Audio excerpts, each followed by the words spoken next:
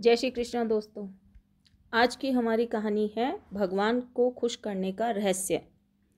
5 व्यक्ति सन्यासी बनने के लिए अपने घर से निकल गए। वे सब संसार से मोक्ष पाना चाह रहे थे।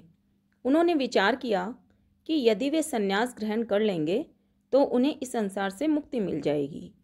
वे सभी घर से बहुत दूर निकल गए और एक तालाब के किनारे नीम के पेड़ के नीचे बैठ गए और अपने अपने मन की बातें एक दूसरे से करने लगे। नीम का बूढ़ा पेड़ उन सबकी बातों को ध्यानपूर्वक सुन रहा था। एक व्यक्ति ने कहा, मित्रों, हम हर दिन जप तप करेंगे, हवन कुंड करेंगे और ऐसा करने से जब भगवान प्रसन्न होंगे तो हम उनसे क्या वरदान मांगेंगे।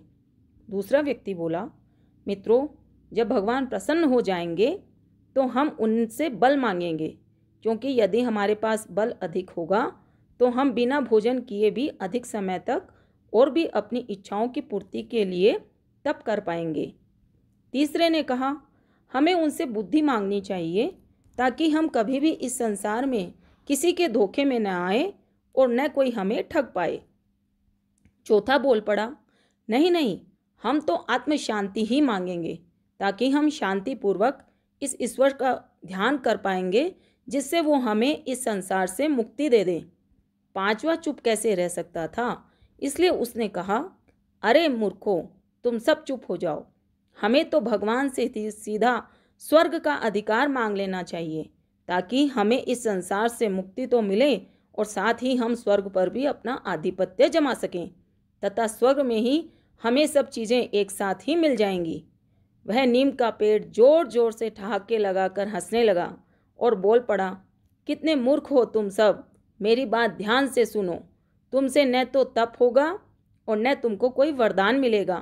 यदि तुम्हारे भीतर इतना ही मनोबल होता तो तुम सब इस संसार से भागते नहीं फिर रहे होते। यदि तुम्हें अपनी इच्छाओं की प्राप्ति चाहिए तो इस संसार को ही अपना तपोवन बना लो। सबके साथ प्रेम से व्यवहार करो, प्रेम बांटो, प्रेम मिलेगा। दुखियों के दुखों को दूर करने का प्रयास करो।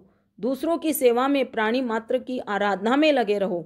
जीवन को खुलकर जियो, दूसरों को भी जीने के लिए प्रेरित करो।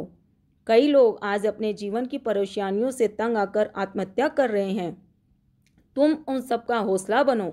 सन्यासी बनकर भी स्वार्थपूर्ण जीवन जीना इस संसार से का सबसे बड़ा पाप है।